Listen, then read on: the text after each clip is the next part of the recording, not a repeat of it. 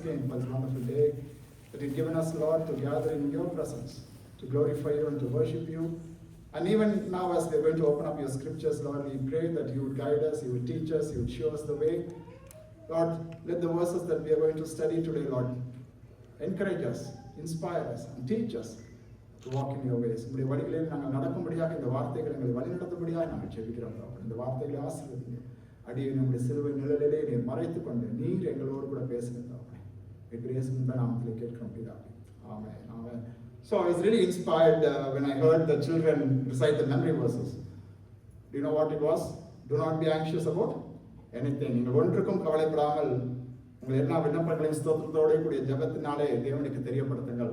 Let all your prayers be known to the Lord with thanksgiving. So that was the memory verse that they were reciting. I did not know that they were going to recite that memory verse, but because the Lord spoke to me today about this particular verse, because usually we know that we were doing this Revelation series, but today the Lord said, okay, let's talk about something different. There's a different passage. So I chose this 1 Peter chapter 5 and verse 6 to 11. So this is the passage that we're going to meditate upon. 1 பேதுரு 5வது அதிகாரம் 6லிருந்து 11 வரை இந்த வசனங்களை நாம் சில நாட்கள் நாம் தியானிக்க இருக்கிறோம். அந்த வசனம் இவ்விதமாக சொல்கிறது, ஆகையால் ஏற்ற காலத்திலே தேவன் உங்களை உயர்த்தும்படிக்கு அவருடைய பலத்த கைக்குள் அடங்கியிருங்கள். அவர் உங்களை விசாரிக்கிறவரானபடியால் உங்கள் கவலைகளை எல்லாம் அவர் மேல் வைத்து விடுங்கள். Today we're going to see this first two verses which says, humble yourselves therefore under the mighty hand of God, so that at the proper time he may exalt you, casting all your anxieties on him, because he cares for you. Because he cares for you. We don't need to be anxious about anything, just like the kids recited. Do not be anxious about anything. And here Peter says the same thing. பேதுரு இங்கே அதே காரியத்தை அவன் சொல்கிறார். உங்கள் எல்லா கவலைகளையும் நீங்கள் அவர் மேல் நீங்கள் வைத்து விடுங்கள். ஏன் என்று சொன்னால் அவர் உங்களை விசாரிக்கிறவர். அவர் உங்களை விசாரிக்கிறவர். Cast all your anxieties upon him, because he cares for you. And one of the greatest battles that we Christians we face in our lives is that we do not know that there is a God who cares for us. We do not believe that there is a God who cares for us. நாம் அநேக வேளையில் விசுவாசிகளாகிய நாம் அறிந்து கொள்வதில்லை. இந்த ஆழமான ஒரு சத்தியத்தை நாம் அறிந்து கொள்வதில்லை. தேவன் நம்மை விசாரிக்கிற ஒரு தேவன், நம்மேல் கவனமாய் இருக்கிற ஒரு தேவன், நம்மேல் கண்ணோக்கமாய் இருக்கிற ஒரு தேவன். And we carry things that we are not intended to carry. God doesn't intend us to carry those things, carry those burdens, carry those anxieties. அநேக வேளைகளில் சில கவலைகளை நாம் சுமப்பது தேவனுடைய சித்தம் அல்ல, தேவனுக்கு பிரியமல்ல.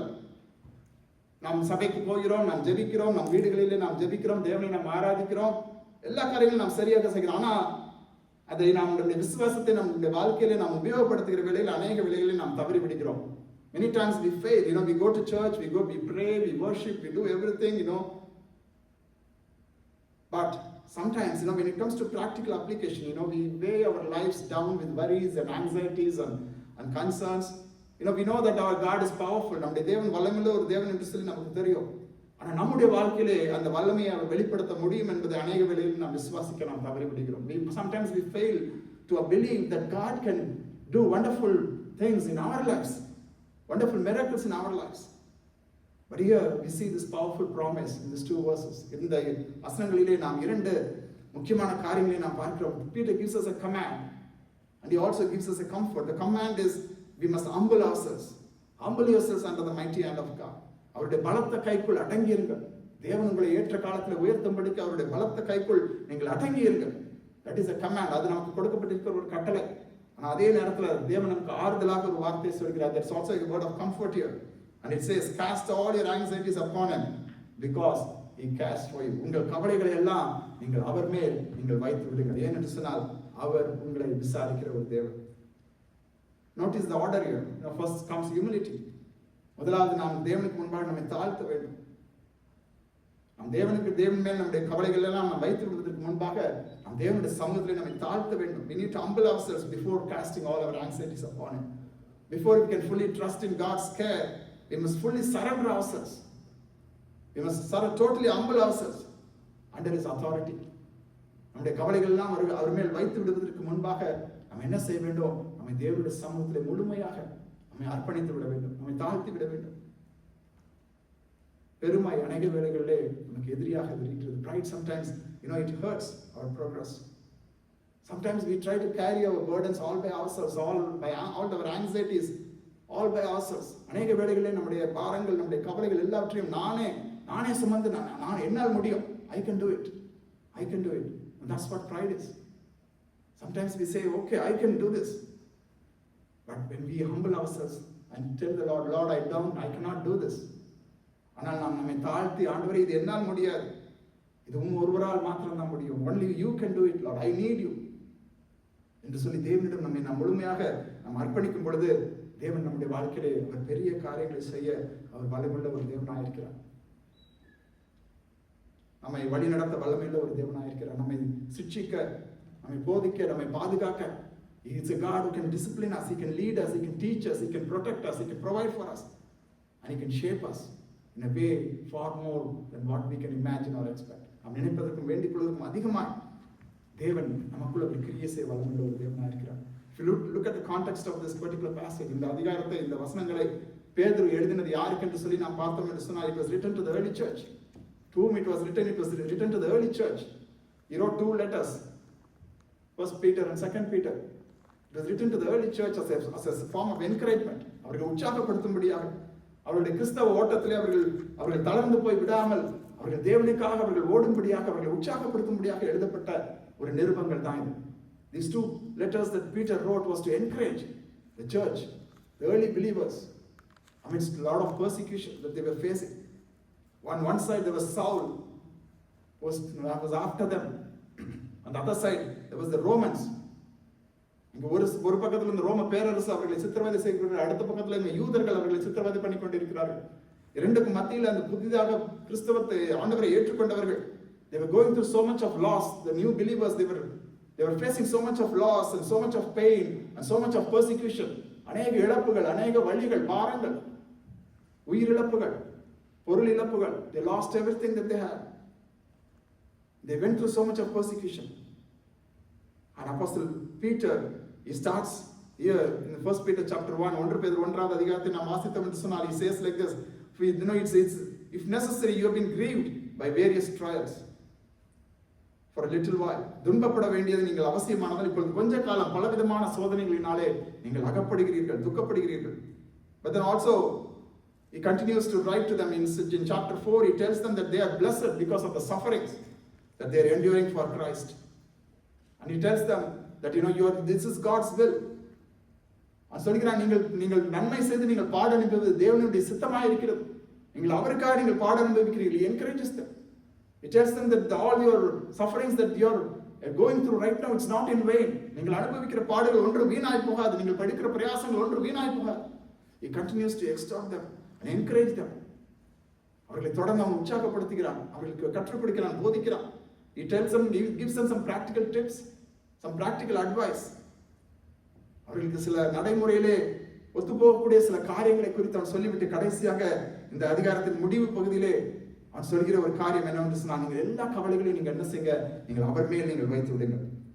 அவர் உங்களை விசாரிக்கிறவரானபடியினால் உங்கள் கவலைகளை எல்லாம் அவர் மேல் வைத்து விடுங்கள். Cast all your burdens, not some burdens or some anxieties, but cast all your burdens upon him because he cares for you.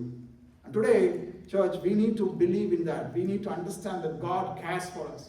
He truly cares for us. தேவன் உண்மையாகவே நம்மை விசாரிக்கிற ஒரு தேவனாய் இருக்கிறார், நம்மேல் மனதுருகிற ஒரு தேவனாய் இருக்கிறார். He loves us, he cares for us.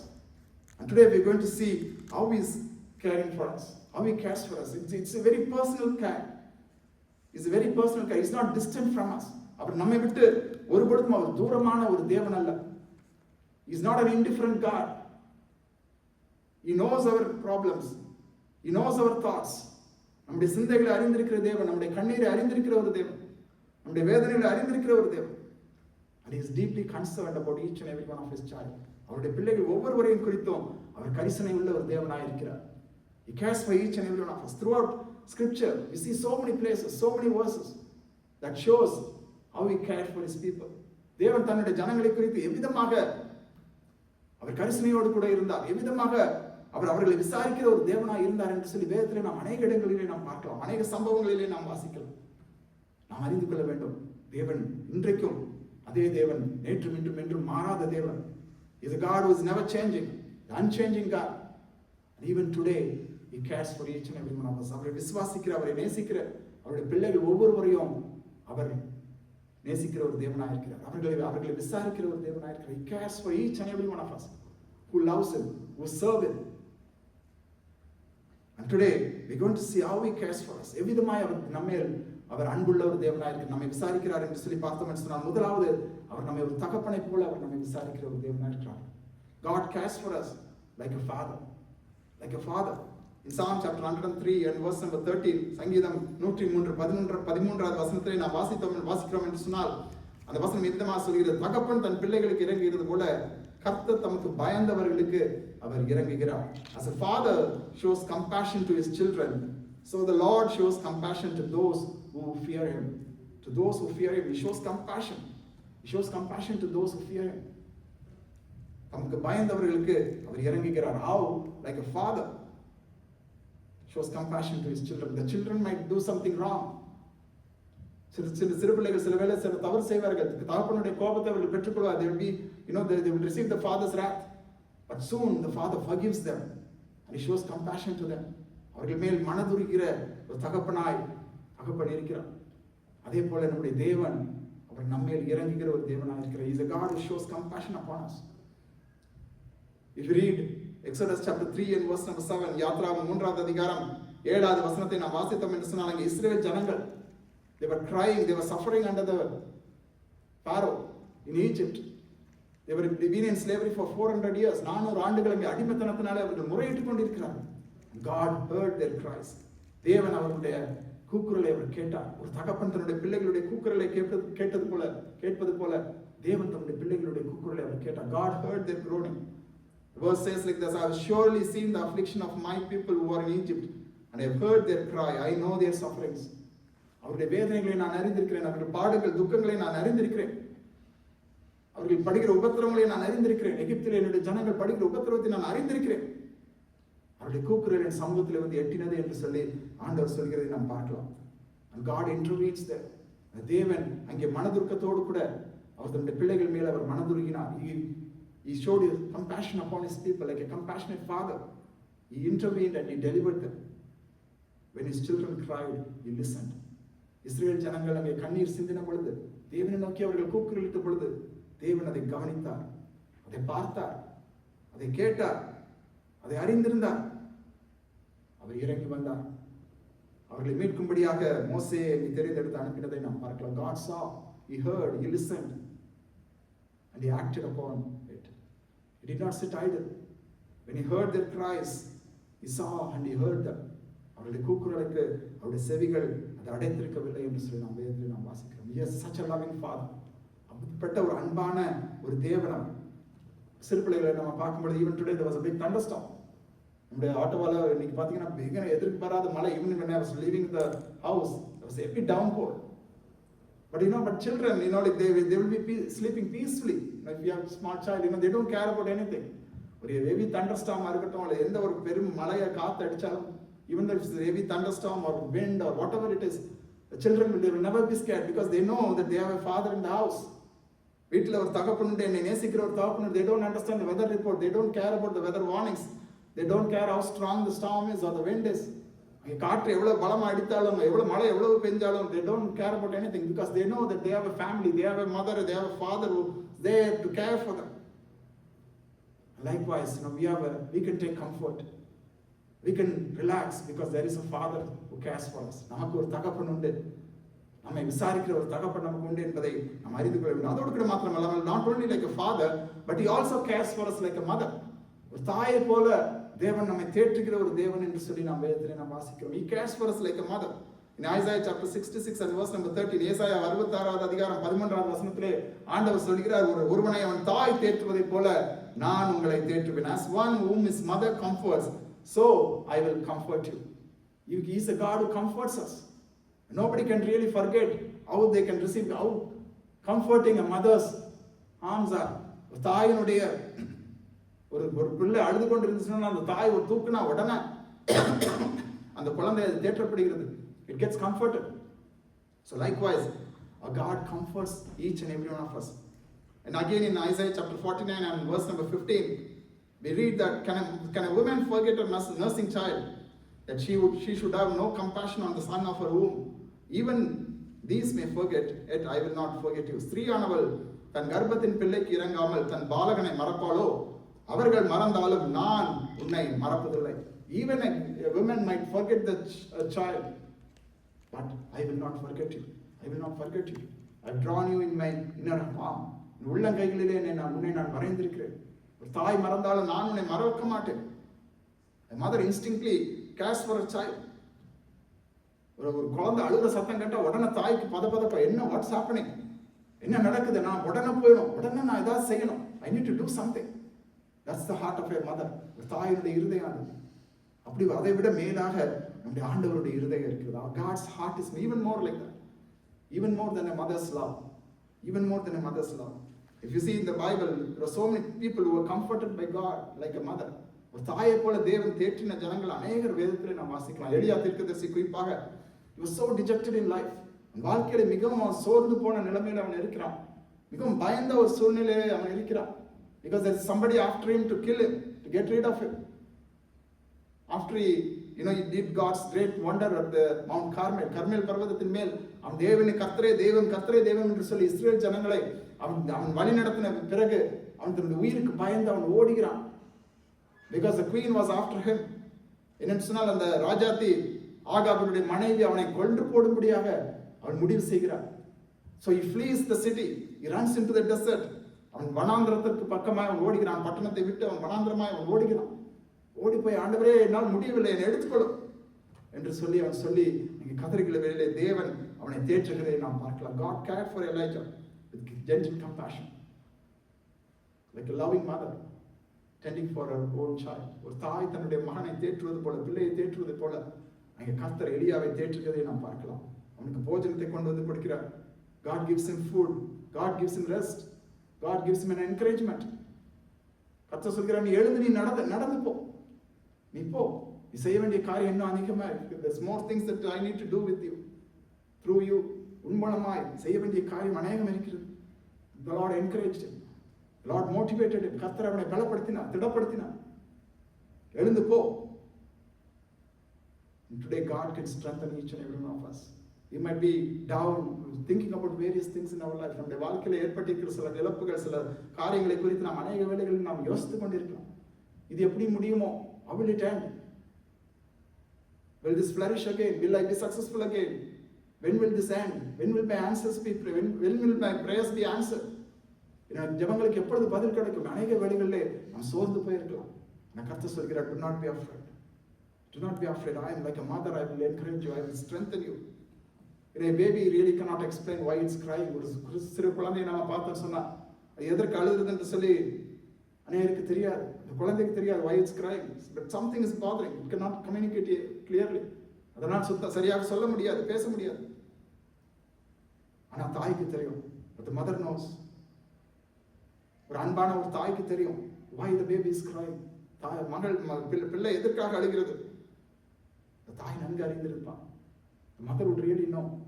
சாப்பாட்டுக்கு அழுகுது, பசிக்குது அழுகுது, ஏதோ ஒன்று பாதிக்குது, ஏதோ ஒன்று சரியில்லை, something is wrong. The mother knows. Likewise, God understands us very clearly. He understands our language. He understands our emotions. நம்முடைய சிந்தனைகளை அவர் அறிந்திருக்கிறார், நம்முடைய எண்ணங்களை அவர் அறிந்திருக்கிறார், நம்முடைய பயங்களை அவர் அறிந்திருக்கிறார், எல்லாவற்றையும் அவர் அறிந்திருக்கிற ஒரு தேவனாக இருக்கிறார். ஆகவே ஒரு தாயை போல நம்மை தேற்றுகிற ஒரு தேவன் நமக்கு உண்டாகவே நம் ஒருபொழுதும் நாம் கலங்க தேவையில்லை. Not only that, he also cares for us like a gardener. He cares for us like a gardener. And many of you would be interested in gardening. நம்ம என்ன செய்வோம் ஒவ்வொரு வாட்டியும், like often we go and like start pruning, like dig the ground and fertilize it, water it. We take real care of our garden so that it will look very nice, to look clean, to yield the fruits. அது நல்ல கனிகளை தரும், அது நல்ல பூக்கள் பூக்கும். We want our garden to look nice. God is like that. He cares for us like a gardener cares for his garden, for his fruits, for the plants. Lord says in John chapter 15 and verse number 1, I am the true vine and my father is the vine dresser. நானே மெய்யான திராட்சை செடி, என் பிதா திராட்சை தோட்டக்காரர். என்னில் கனி கொடாதிருக்கிற கொடி எதுவோ அதை அவர் அறுத்து போடுகிறார். கனி கொடுக்கிற கொடி எதுவோ அது அதிக கனிகளை கொடுக்கும்படிக்கு அதை சுத்தம் பண்ணுகிறார். All gardeners want good results. They want good yields, good fruits. நல்ல கனிகள், நல்ல விளைச்சல் இருக்கணும். So they take very good care. ஆக நல்ல கவனமா அந்த செடிகளை பார்ப்பாங்க. அதுல ஏதாவது weeds is there, are there any weeds that's bothering the plants?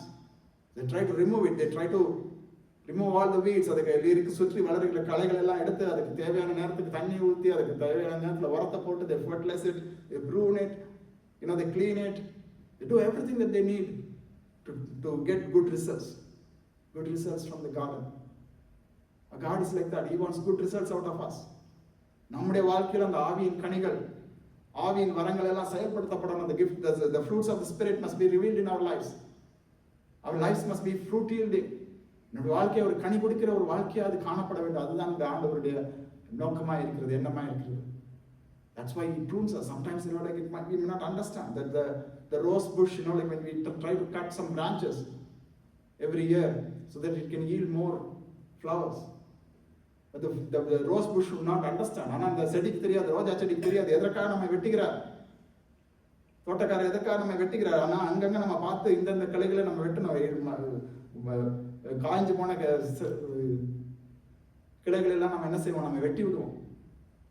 என்ன சொன்னால் அது இன்னும் அது கனி தர வேண்டும். Because we need to prune the roses. Sometimes like even we might end up cutting some healthy branches. சில வேளையில சில நல்ல கிளைகளை கூட நம்ம சில வேளையில நம்ம வெட்டி விடுவோம். ஆனா எதற்காக, அது இன்னும் அதிகமாய் கனி தரணும். The rose might think that it is harmful.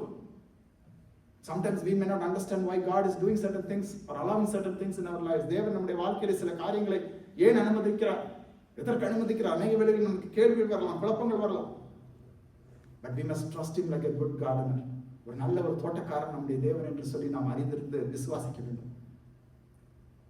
சுத்தம் பண்ணுகிற ஒரு தேவனாக இருக்கிறார். He prunes us so that we can yield more growth. The gardener knows by pruning and removing unwanted branches, there is a greater growth that's going to happen. இன்னும் அதிகமான ஒரு வளர்ச்சி அந்த செடிக்கு வரும் என்று சொல்லி அந்த தோட்டக்காரனுக்கு தெரியும். அநேக வேளை கர்த்தர் நம்முடைய வாழ்க்கையில் சில காரியங்களிலே சில காரியங்களை வெட்டி விடுவார். சில relationships, some friendships you might prune, you might remove so that it will benefit us. It will benefit our spiritual lives. இந்த ஆவிக்குரிய வாழ்க்கையிலே அது ஆசீர்வாதத்தை கொண்டு வரும்படியாக சில வேளைகளிலே தேவன் சில இழப்புகளை நம்முடைய வாழ்க்கையில அவர் அனுமதிக்கிறார். Bring some losses, bring some things to be cut in our lives. It's all God's plan, God's will. And not only that, He also cares for us like a friend. ஒரு நல்ல ஒரு நண்பனை போல தேவன் நம்மை விசாரிக்கிற ஒரு தேவனாக இருக்கிறார். And often when we meet our friends, we always inquire, how are you doing? How are you doing? Friendships. We have some long lasting friends. அநேக வேளையில் நமக்கு அநேக ஆண்டுகளாக நமக்கு பழக்கமான நண்பர்கள் உண்டு, உறவினர்கள் உண்டு. And the Lord calls us as friends, as His friends.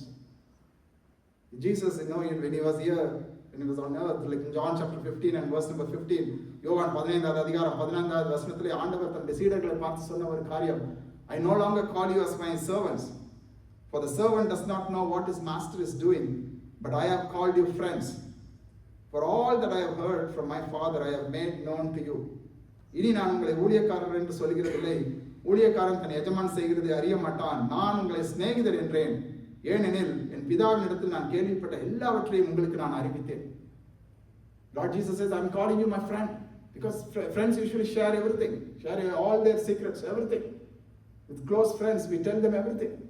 நெருங்கிய நண்பர்களிடத்தில் நம்ம எல்லா காரியங்களும் நம்ம சொல்வோம். ஆண்டவர் சொல்கிறார், I'm calling you as not my servants, but as my friends. He is telling His disciples. அந்த சீடர்களிடம் தேவன் சொல்கிறார், ஆண்டவராகிய இயேசு கிறிஸ்து சொல்கிறார், நான் உங்களை சீடர் என்று நான் சொல்வதில்லை, ஊழியக்காரன் என்று சொல்வதில்லை. ஏனென்று சொன்னால் ஊழியக்காரன் எஜமான் செய்கிறதை அறிய மாட்டான், நான் உங்களை சிநேகிதர் என்றேன். I'm calling you as my friends, as my friends.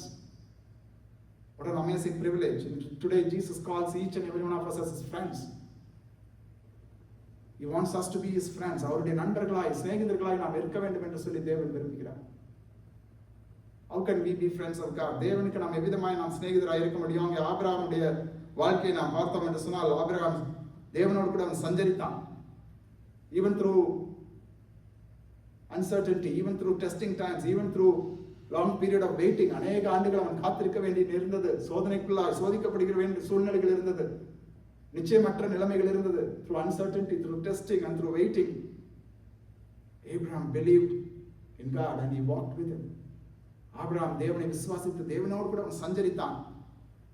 என்று சொல்லி நாம் வாசிக்கிறோம். தேவன் அவனை எப்படி அழைத்தார் என்று சொல்லி நாம் பார்த்தோம் என்று சொன்னால், அவனை சிநேகிதன் என்று சொல்லி தேவன் அழைத்தார் என்று சொல்லி நாம் வாசிக்கலாம்.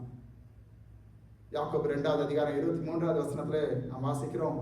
James chapter 2 and verse number 23, we read like this: and the scripture was fulfilled that says, Abraham believed God and it was counted to him as righteousness and he was called a friend of God.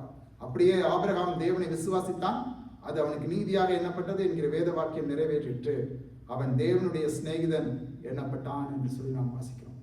தேவனுடைய சிநேகிதன் எண்ணப்பட்டான். தேவனை அவன் விசுவாசித்தான். He had faith in God. He believed in God. And today we need to have that faith, that belief in Him, that He is a prayer answering God. He cares for us. He loves us. And He is more than a friend. Often the friends in this world, they will be with us when we are doing well. நாம் நன்றாக இருக்கும் பொழுது, நன்றாக சுகபலத்தோடு இருக்கும் பொழுது, நல்ல ஐஸ்வர்யத்தோடு நாம் இருக்கும் பொழுது, when we are in a good position, healthy position, then we will have a lot of friends. But they might disappear. They may disappear when they feel that, like we are down, when our money disappears, when we are sick, when difficulties arise. அநேக வேளை நம்முடைய வாழ்க்கையில கஷ்டங்கள் வரும் பொழுது, தோல்விகள் வரும் பொழுது, நம்முடைய இருக்கிற பணம் எல்லாம் குறையும் பொழுது, அல்லது நம்முடைய சரீரத்தில் ஆரோக்கியம் குறையும் போது, நண்பர்கள் எங்க இருக்காங்கன்னு நமக்கு தெரியாது. Friends will disappear. Our worldly friends are like that. But Jesus says, I am your eternal friend. I am your eternal friend. My friendship is not seasonal. My friendship is not temporary. சில காலம் மாத்திரம் இருக்கிற நட்பு கிடையாது, உறவு கிடையாது. உன்னோடு கூட நான் வைக்க விரும்புகிற நட்பு, உறவு, அது நித்தியத்திற்குரியது. It's for eternity. That's what the Lord wants us to be. And there's a old hymn which says, what a friend we have in Jesus. It's a wonderful song. நல்ல ஒரு நண்பர் நமக்கு உண்டு. Not only that, He also cares for us like a king. ஒரு ராஜாவை போல, ராஜா எவ்விதமாக தன்னுடைய ஜனங்களுக்காக அவன் பாரத்தோடு, அவன் கண்ணீரோடு, கவலையோடு இருக்கிறானோ, அப்படியா நம்முடைய தேவன் நம்மை குறித்து பாரத்தோடு இருக்கிற ஒரு தேவனாக இருக்கிறார்.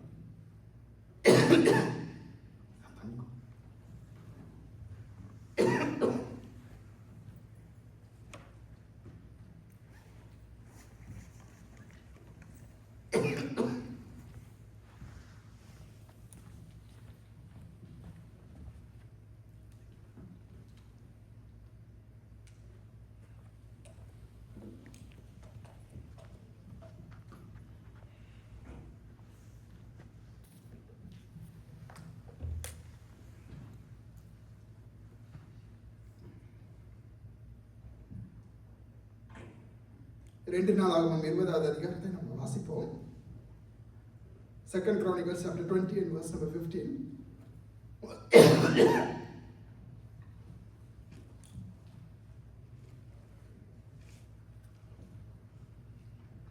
யார்கிட்ட பைபிள் இல்லையா?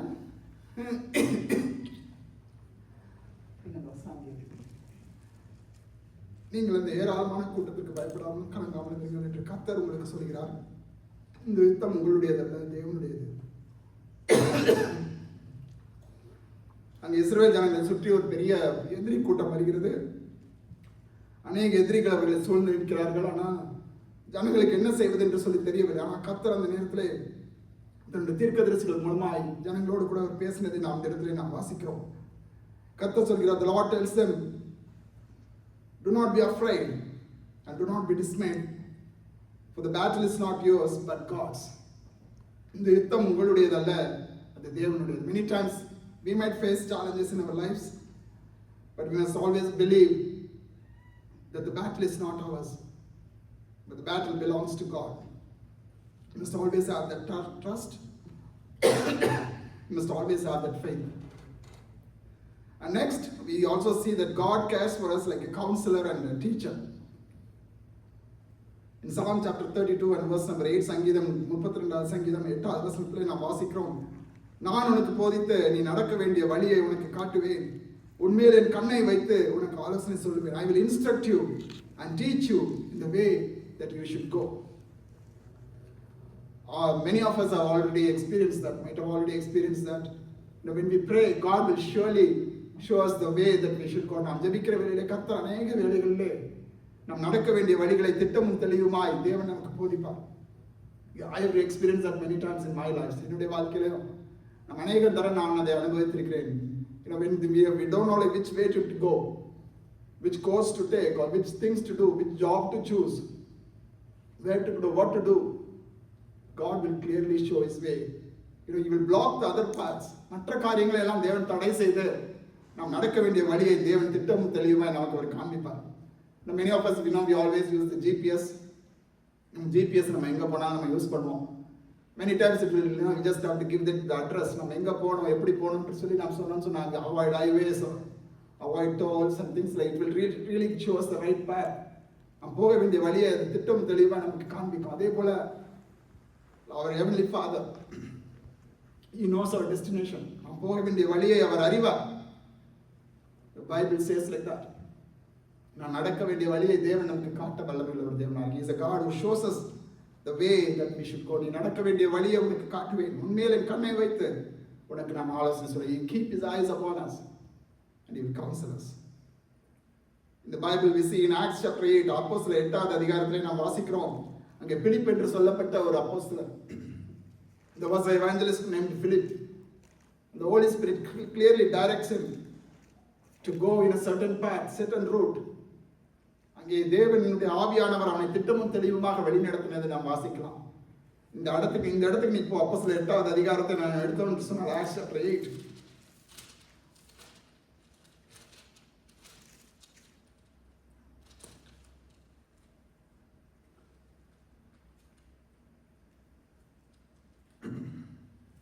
From verse number 26, 26வது வசனத்துல நாம் வாசித்தோம்னு சொன்னால் வசனம் சொல்லி, பின்பு கர்த்தருடைய தூதன் பிலிப்பை நோக்கி, நீ எழுந்து தெற்கு முகமாய் எருசலேமிலிருந்து காசா பட்டணத்திற்கு போகிற வனாந்திர மார்க்கமாய் போ என்றான்.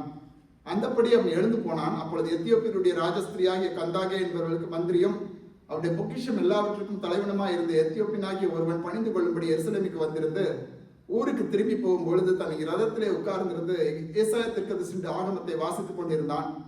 ஆவியானவர், நீ போய் அந்த ரதத்துடனே நீ சேர்ந்து கொள் என்று பிலிப்புடனே சொன்னார். அப்பொழுது பிலிப்பு ஓடி போய் சேர்ந்து அவன் ஏசாயா தீர்க்கதரிசியின் ஆகமத்தை வாசிக்கிறதை கேட்டு, நீ வாசிக்கிறவைகளின் கருத்து உமக்கு தெரியுமா என்றான். அதற்கு அவன், ஒருவன் எனக்கு தெரிவிக்காவிட்டால் அது எனக்கு எப்படி தெரியும் என்று சொல்லி பிலிப்பு ஏறி தன்னோட உட்காரும்படி அவனை ஏண்டிக் கொண்டான். அவன் வாசித்த வேத வாக்கியம் என்னவென்றால், அவர் ஒரு ஆட்டை போல அடிக்கப்படுவதற்கு கொண்டு போகப்பட்டார். மயக்கத்திற்கு முன்பாக சத்தமிடாதிருக்கிற ஆட்டுக்குட்டியை போல அவர் தமது வாயை திறவாதிருந்தார். அவர் தம்மை தாழ்த்தின பொழுது அவருடைய நியாயம் எடுத்து போடப்பட்டது. அவருடைய ஜீவன் பூமியிலிருந்து எடுபட்டு போயிற்று. அவருடைய வம்சத்தை யாராலே சொல்லி முடியும் என்பது. மந்திரி பிலிப்பை நோக்கி, தீர்க்கதரிசி யாரை குறித்து இதை சொல்கிறார்? தம்மை குறித்தோ வேறொருவை குறித்தோ எனக்கு சொல்ல வேண்டும் என்று கேட்டுக்கொண்டான். அப்பொழுது பிலிப்பு பேசத் தொடங்கி இந்த வேத வாக்கியத்தை முன்னிட்டு இயேசு கிறிஸ்துவை குறித்து அவனுக்கு பிரசங்கித்தான் என்று சொல்லி நாம் வாசிக்கிறோம். God opens a way for him to evangelize that minister. Now this minister is from a different country, and the Holy Spirit guided or counseled Philip, you should do this and that, and directed this path in such a way that he was able to share the gospel with him about Jesus Christ. And this is how God guides us in amazing ways. நாம் நினைப்பதற்கும் வேண்டிக்கொள்வதற்கும் அதிகமாய் கர்த்தர் நம்மை வழி நடத்த அவர் வல்லமையுள்ள ஒரு தேவனாய் இருக்கிறார். சில வேளையில ஒரு சின்ன ஸ்டெப் தான் தேவன் நமக்கு காட்டுவார். Sometimes he might show us only one small step, one step at a time, but that step is sufficient for us. We must just have trust in him and take that step. அந்த சில வேளைகளிலே அந்த முடிவு நமக்கு தெரியாது. We might not know how it will end. சில வேளையில அது எப்படியாய் முடியும், எங்கே முடியும் நமக்கு தெரியாது. ஆனால் தேவனை நாம் விசுவாசித்து நாம் என்ன செய்ய வேண்டும்? அந்த அடியை நாம் எடுத்து வைக்க வேண்டும். We must take that step boldly in faith in God, because he is a God who guides us. He is the one who shows us the way. நாம் நடக்க வேண்டிய வழி இதுவே என்று சொல்லி தேவன் நம்மை வழி நடத்துகிற ஒரு தேவனாக இருக்கிறார். And not only that, he also cares for us like a bird protecting the young ones. ஒரு தாய் பறவை தன்னுடைய சிறகுகளாலே அந்த கோழி குஞ்சுகளை மூடுவதை போல தேவன் நம்மை மூடி காக்கிற ஒரு தேவனாக இருக்கிறார். சங்கீதம் 91:4 நாம் வாசிக்கிறோம், அவர் தமது சிறகுகளாலே உன்னை மூடுவார், அவர் செட்டைகளின் கீழே அடைக்கலம் புகுவார். He will cover you with his pinions and under his wings you will find refuge என்று சொல்லி நாம் வாசிக்கிறோம். Under his wings you will find refuge. அவர் செட்டைகளின் கீழே அடைக்கலம் புகுவார்.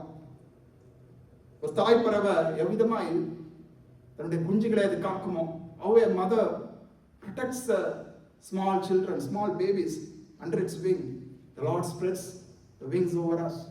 தேவன் தம்முடைய செட்டைகளை, தம்முடைய சிறகுகளை அவர் நம்மேல் மூடுகிற ஒரு தேவனாய் இருக்கிறார். The storm still there, but the wind is still there. புயல் காற்று அடிக்கலாம், மழை பெய்யலாம். ஆனா இந்த தாய் பறவைகள் சிறகுகளுக்கு அடியில அந்த பறவைகள் இருக்கும் வரைக்கும் எந்த ஒரு பாதிப்பும் இல்லை. They are not put their harm until and as long as they are under the mother's wings, under the mother bird's wings. Likewise, our God covers us during times of trouble, during times of storms. புயல் காற்று அடிக்கும் பொழுது, சூறாவளி அடிக்கும் பொழுது தேவன் நம்மை பாதுகாக்கிற ஒரு தேவனாய் இருக்கிறார். நம்முடைய சிறகுகளாலே நம்மை மூடி நம்மை பாதுகாக்கிற ஒரு தேவனாய் இருக்கிறார். அதே போல நம்மை விசாரிக்கிற ஒரு தகப்பன், விசாரிக்கிற ஒரு தாய், ஒரு ராஜாவை போல, ஒரு நல்ல நண்பனை போல தேவன் நம்மை விசாரிக்கிற ஒரு தகப்பனாய் இருக்கிறார். நாம செய்ய வேண்டியது, what must we do? What should we do? First and foremost, we must humble ourselves. நாம் என்ன செய்ய வேண்டும்? நம்மை தேவனுக்கு முன்பாக நாம் தாழ்த்த வேண்டும். இந்த வசனம் சொல்கிறது, ஆகையால் ஏற்ற காலத்திலே தேவன் உங்களை உயர்த்தும்படிக்கு அவருடைய பலத்த கைக்குள் அடங்கியிருங்கள். Humble yourselves therefore under the mighty hand of God. And this is where many of us struggle. அநேகர் நம்ம இதுல தான் நம்ம சில வேளையில நம்ம குழப்பம். நமக்கு தேவனுடைய ஒத்தாசை நமக்கு வேணும், தேவனுடைய உதவி நமக்கு வேணும். We need God's help, but we don't want God's authority. தேவனுடைய அதிகாரம், தேவனுடைய ஆளுகை நம்முடைய வாழ்க்கையில வேண்டாம். We want God's blessings. தேவனுடைய ஆசீர்வாதங்கள் நமக்கு நிறைவா வேணும். But we don't want to surrender ourselves. ஆனா தேவனுக்கு நம்மை முழுவதுமாய் நம்மை அர்ப்பணிப்பதற்கு நமக்கு மனசு வராது. We want God's comforting words. தேவன் நமக்கு எல்லா விதமான ஆறுதல் நமக்கு தேவை. ஆனா தேவனுக்கு நம்ம கீழ்ப்படியும்படியாக நம்ம ஒப்பு கொடுக்கிறது. But we don't want to obey God's word. And this is what humility is all about. இதுதான் தாழ்மை. Peter says humility comes first. Humility comes first. தாழ்மை தான் முதலாவது நாம் என்ன செய்ய வேண்டும்? கர்த்தருக்கு முன்பாக நாம் தாழ்ந்திருக்க வேண்டும். பலத்த கைக்குள் நாம் அடங்கி இருக்க வேண்டும். கர்த்தருக்கு முன்பாக தாழ்மைப்படுங்கள், அப்பொழுது அவர் உங்களை உயர்த்துவார் என்று சொல்லி நாம் வேதத்தில் நாம் வாசிக்கிறோம். What does humbling means? What does humility means? In Greek word that is being used here, it means to be humble. Allow yourselves to be humbled by God. தேவனுக்கு முன்பாக அவர் நம்மை தாழ்த்தும்படியாக நாம் ஒப்பு கொடுக்க வேண்டும். We must surrender ourselves wholeheartedly. The early church to which Peter was writing here, they were humbled by the persecution that they were facing. அவர்கள் அந்த காலத்திலே அனுபவித்த அந்த பாடுகள் அவர்களை ஸ்திரப்படுத்தினது, சீர்படுத்தினதை நாம் இந்த இடத்துல நாம் வாசிக்கலாம். இந்த காலத்திலும் நாம் சில பாடுகளை நாம் அனுபவிப்போம். உலகத்துல நாம் வாழும் பொழுது, இந்த குடும்பத்தில் ஆகட்டும் அல்லது சமூகத்தில் ஆகட்டும், in our society or even within our families, we might be facing certain persecutions. Some persecutions through our culture, through the society that we live in, through the contradicting world views. இந்த உலகத்துல பற்பல விதமான கருத்துக்கள், நம்முடைய விசுவாசத்திற்கு எதிரான கருத்துக்கள் இந்த உலகத்திலே இருக்கிறது. அவையெல்லாம் அநேக வேளைகளில் நம்மை பாதிக்கும். But amidst all these challenges, we must allow ourselves to be humbled by God. தேவன் நம்மை சோதிக்கும்படியாக நாம் ஒப்பு கொடுக்க வேண்டும். Rather than complaining about this and that, இவர்களை குறித்து ஆண்டவரே இப்படி அப்படி என்று சொல்லி நாம் முறையிடுவதற்கு பதிலாக என்ன செய்ய வேண்டும்? அது அவ்விதமாக நாம் ஆண்டவரே இது உம்முடைய சித்தம், உம்முடைய ஆளுகை, உம்முடைய சித்தத்திற்கு நான் ஒப்பு கொடுக்கிறேன். We must submit ourselves to His will and to His sovereignty. Only then God can humble us and He can refine us. Then He can ultimately exalt us. அவ்விதமாக நாம் செய்யும் பொழுது தேவன் நம்மை தாழ்த்தி நம்மை உயர்த்த ஒரு வல்லமையுள்ள ஒரு தேவனாக இருக்கிறார். மேன்மைக்கு முன்னானது தாழ்மை என்று சொல்லி நாம் வாசிக்கிறோம். Proverbs chapter 15 and verse number 33. It says humility comes before honor. And God favors the humble. தாழ்மை உள்ளவர்களுக்கோ தேவன் கிருபை அளிக்கிறார் என்று சொல்லி நாம் வாசிக்கிறோம். வேதத்தில் அநேக உதாரணங்களை நாம் சொல்லலாம். We can see so many examples, like right from Joseph. God humbled him. God humbled him before he became the second in command in Egypt. யோசேப்பை தேவன் அவன் சிறைச்சாலையில் இருக்கும்படியாக தேவன் அவனை தாழ்த்தினார், அவனை சோதித்தார். ஆனா அவன் எகிப்திலே அவன் ராஜாவாக அவன் உயர்த்தப்பட்டான். மோசே தேவன் தாழ்த்தினார். ஒரு 40 ஆண்டுகள், for 40 years he was living a life of a shepherd.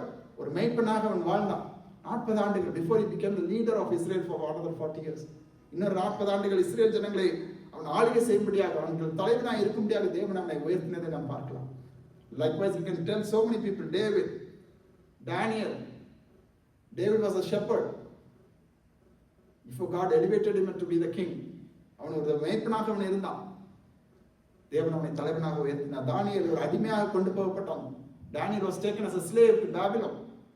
And there he was exalted. And today maybe we might be going through some situations like that, some challenges like that in our lives. But all we need to do is humble ourselves before the Lord. தேவனுக்கு முன்பாக நாம் தாழ்த்தி நம்மை ஒப்புக் கொடுக்க வேண்டும்.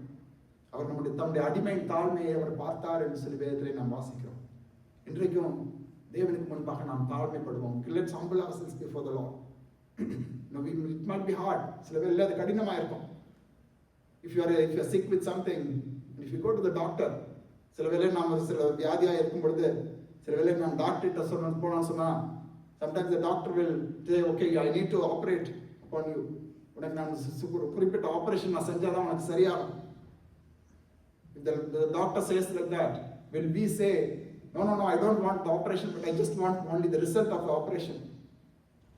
அந்த operation எனக்கு செய்ய வேண்டாம், ஆனால் அந்த ஆபரேஷன் செஞ்சால் கிடைக்கிற சுகத்தை மட்டும் நான் பெற்றுக்கொள்ள வேண்டும். It's not possible. We need to undergo some certain things, certain operation. Healing requires surrender. We need to surrender ourselves at that operating table and let the surgeon do what it needs to be done. அந்த மருத்துவர் என்ன செய்ய வேண்டுமோ அதை செய்வதற்கு நம்ம ஒப்புக் கொடுக்க வேண்டும். அப்பொழுதுதான் அந்த சுகம் கிடைக்கும். It's like that. At the presence of the Lord, we need to humble ourselves and let the Lord operate upon us. நம்முடைய வாழ்க்கையில தேவன் சுத்திகரிக்க வேண்டிய சில காரியங்கள், வெட்ட வேண்டிய சில காரியங்கள், சீர்படுத்த வேண்டிய சில காரியங்கள். There are certain things that the Lord needs to set right, to remove, to prune in our lives. We need to allow the Lord to do that. We need to allow the Lord to do that. And I don't like to close by saying, what does humility really mean? தேவனுக்கு முன்பாக நாம் தாழ்த்துவது என்று சொன்னால் உண்மையிலே அது என்ன என்று சொல்லி பார்த்தோம் என்று சொன்னால், முதலாவதாக தேவனை நாம் எல்லாவற்றிலும் நாம் நம்புவது, விசுவாசிப்பது, அவருடைய ஞானத்தை நாம் நம்புவது. Trusting in God's wisdom in everything. Not in our wisdom, not in our knowledge, but in God's wisdom. In Proverbs chapter 3 and verse number 5, நீதிமொழிகள் 3வது அதிகாரம் 5வது வசனத்திலே நாம் வாசிக்கிறோம், உன் சுய புத்தியின் மேல் சாயாமல் உன் முழு இருதயத்தோடும் கர்த்தரின் நம்பிக்கை அறிந்து உன் வழிகளில் எல்லாம் அவரை நினைத்துக்கொள், அப்பொழுது அவர் உன் பாதைகளை செவ்வைப்படுத்துவார். Trust in the Lord with all your heart and do not lean on your own understanding. And this is very important. Trusting in the Lord with all our heart. முழு இருதயத்தோடும் கர்த்தரின் நம்பிக்கை இருக்கணும். அதான் வசனம் சொல்லுது. முழு இருதயத்தோடும், கொஞ்சம் இருதயத்தோடு அல்ல, முழு இருதயத்தோடும், with the whole heart, with all your heart. We need to trust in Him and do not lean on your own understanding. உன் சுய புத்தியின் மேல் சாயாமல். And when we are humble, we tell God, you know everything. You know better than what I do. என்னை விட உமக்கு எல்லாம் தெரியும். உமக்கு எல்லாம் தெரியும். இந்த வாழ்க்கை முழுவதும் உமக்கு தெரியும். நீர் எனக்கு வைத்திருக்கிறது எனக்கு உமக்கு தெரியும் கர்த்தாவே என்று சொல்லி. But then when we are proud, sometimes we always say, I know what's best for me. ஆனால் சில வேளையில் நாம் பெருமை நமக்கு வாழ்க்கையில் வரும்பொழுது அநேக வேளையிலே எனக்கு எல்லாம் தெரியும். And we fail to listen to what God wants to say, wants to do. And not only that, humility also means seeking God's glory in everything. தாழ்மைப்படுவது என்று சொன்னால் எல்லாவற்றிலும் கர்த்தருடைய நாமத்தை மகிமைப்படுத்தும்படியாக. Whatever we do, whatever success we get, whatever everything that we achieve in our lives, it's for God's glory. That must be our thought. That must be our attitude. அதுதான் நம்முடைய சிந்தையா இருக்கணும், நம்முடைய எண்ணமா இருக்கணும். நம்முடைய வாழ்க்கையிலே தேவன் நமக்கு தருகிற எல்லாம் தேவனுடைய நன்மைக்கா, தேவனுடைய மகிமைக்கா. 1 Corinthians chapter 10 and verse number 31. Verse says like this. So whether you eat or drink or whatever you do, do all for the glory of God. ஆகையால் நீங்கள் புசித்தாலும் குடித்தாலும் எதை செய்தாலும் எல்லாவற்றையும் தேவனுடைய மகிமைக்கென்று செய்யுங்கள். Not for our own glory, our own gain. நம்முடைய சுய லாபத்திற்காக அல்ல, சுய நன்மைக்காக அல்ல, சுய மகிமைக்காக அல்ல, தேவ மகிமைக்காக, தேவ நாம மகிமைக்காக நம் காரியங்களை நாம் செய்யும் பொழுது தேவனுக்கு முன்பாக உண்மையிலே நம்மை தாழ்த்துகிறவர்களாக நாம் காணப்படுவோம். Another verse, Colossians chapter 3 and verse number 17. கொலோசியர் 3வது அதிகாரம் 17வது வசனம், வார்த்தையினாலாவது கிரியையினாலாவது நீங்கள் எதை செய்தாலும் அதை எல்லாம் கர்த்தராகிய இயேசுவின் நாமத்தினாலே செய்து அவர் முன்னிலையாக பிதாவாகிய தேவனை ஸ்தோத்திரியுங்கள். And whatever you do in word or deed, do everything in the name of the Lord Jesus, giving thanks to God the Father through Him. And this must be our attitude. This must be our thought. We are just a clay in the hands of the potter. நாம் குயவன் கையில் இருக்கிற நமக்கு ஒரு களிமண் தான். He can do whatever he want with us. We need to yield ourselves. இந்த குயவன் கையில் நம்ம களிமண்ணை போல நாம் ஒப்பு கொடுக்க வேண்டும். இந்த வசனம் இன்னைக்கு இந்த பிள்ளைங்களும் அருமையா அந்த வசனத்தை சொன்னாங்க, மனப்பாட வசனத்தை. Just the memory verse the children had recited, very same theme that we meditated on today, casting all our anxieties upon him. நம்முடைய கவலைகள் எல்லாம் அவர் மேல் நாம் வைத்து விட நாம் அழைக்கப்பட்டிருக்கிறோம். We are called to cast all our anxieties upon him and not worry about anything. Often we bring those anxieties to at his feet. சில வேளையில அந்த கவலைகள் எல்லாம் நம்மளுடைய பாதத்திலே நாம் கொண்டு வந்து நாம் வைத்து விடுகிறோம். But then when we leave, we always want to take it back with us. சில வேளையிலே நாம் அதை என்ன செய்கிறோம், அப்படியே நம்ம திரும்ப நாம் எடுத்துக்கொள்றோம். அந்த வசனம் சொல்கிறது வைத்து விடுங்கள் என்று சொல்லுகிறது, வைத்து எடுங்கள்னு சொல்லல. That's the word doesn't say வைத்து the not take it and take it at the Lord's feet and take it back with you. No, it says leave it at the Lord's feet. கர்த்தருடைய பாதத்தில் நீங்க என்ன செய்யணும், நீங்க அதை வைத்து விடுங்க. நாம் யாரும் இந்த வேளையில் நாம் எடுத்து நின்று நாம் தேவனை நோக்கி நாம் பார்ப்போம். இந்த கர்த்தர் அவர் நல்லவர், வல்லவர், போதுமானவர், வாக்கு மாறாத ஒரு தேவன். He's a God who is a wonderful God, miracle working God, never changing God. And even today he knows all our anxieties. நம்முடைய கவலைகள் எல்லாவற்றையும் அவர் அறிந்திருக்கிற ஒரு தேவனாக இருக்கிறார். நம்முடைய பாரங்கள் எல்லாவற்றையும் அவர் அறிந்திருக்கிற ஒரு தேவனாக இருக்கிறார். ஒருபொழுதும் நம்மை விட்டு விலகாத தேவன், ஒருபொழுதும் நம்மை மறவாத ஒரு தேவன். He is a God that never forsakes us, never leaves us. He is there with us at all times. No matter what struggles we face in our lives, no matter what challenges we face in our life, நம்முடைய வாழ்க்கையில் எவ்விதமான போராட்டங்கள் பிரச்சனைகளை நாம் எதிர்கொண்டாலும் கர்த்தரை மாத்திரம் நாம் உறுதியாய் நாம் பற்றிப்பிடித்துக் கொள்வோம். Cling on to the Lord. அவரை உறுதியாய் பற்றி பிடித்துக் கொண்ட மனதை உடையவன் அவன் பூர சமாதானத்தோடு அவனை காத்துக்கொள்வேன் என்று சொல்லி கர்த்தர் சொல்லுது. The Lord says, I will give him great peace, perfect peace to him who clings on to me. Loving Heavenly Father, Lord, even now we thank you for this wonderful verse that you've given us, Lord. Help us to always rely upon you and cast all our anxieties upon you, Master. Let us not carry that with us, because we know that we have a Father who cares for us. எங்களை விசாரிக்கிற ஒரு தேவன் எங்களுக்கு உண்டு, ஒரு தகப்பன் எங்களுக்கு உண்டு என்று நாங்கள் அறிந்திருக்கிறோம். அன்று அந்த நம்பிக்கையோட விசுவாசத்தோடு ஆண்டவரே நாங்கள் ஒவ்வொரு நாளும் எங்களுடைய பாரங்களை எல்லாம் உங்களுடைய சமூகத்தில் நாங்கள் வைத்துவிட எங்களுக்கு கிருபை செய்யுங்க. நாங்கள் அவற்றை சுமக்க தேவையில்லை. என்னென்று சொன்னால் நீர் எங்களை விசாரிக்கிற ஒரு தேவன் என்று சொல்லி நாங்கள் அறிந்திருக்கிறோம். அதற்காக நாங்கள் நன்றி செலுத்துகிறோம். இப்பொழுது வந்திருக்கிற பிள்ளைகள் ஒவ்வொரு சமூகத்தில் நாங்கள் அர்ப்பணிக்கிறோம். ஒவ்வொரு குடும்பத்தையும் காத்துக்கொள்ளுங்க, வழி நடத்துங்க. ஒவ்வொரு குடும்பத்தில் ஆண்டவரை என்னென்ன போராட்டங்கள் உண்டோ, பிரச்சனைகள் உண்டோ, எல்லாவற்றையும் நாங்கள் உங்களுடைய சமூகத்தில் நாங்கள் வைத்து நாங்கள் வெற்றி சிறக்க எங்களுக்கு கிருபை செய்யுங்க. இயேசுவின் நாமத்தில் கேட்கிறோம் பிதாவே, ஆமென். Please be seated. We'll be preparing for our communion. இந்த நேரத்தில் நாம் கம்யூனியனில் கலந்து கொள்ளும்படி நாம் நம்மை ஆயத்தப்படுத்துவோம்.